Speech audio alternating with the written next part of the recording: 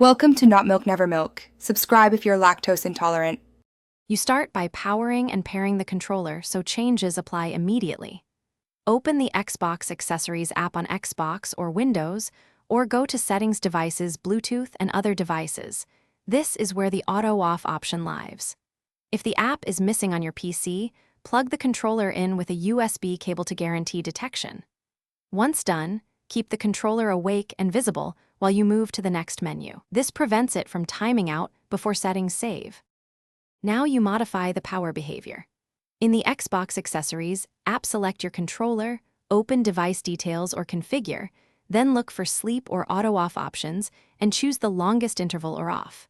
On an Xbox console, go to Settings, General Power and Startup Power Mode and Startup, and change the controller power setting to stay on longer. If the app shows firmware updates, install them because outdated firmware can force aggressive sleep. Make sure to save or apply changes before proceeding. Finish by testing. Leave the controller idle for the new interval to confirm it stays powered.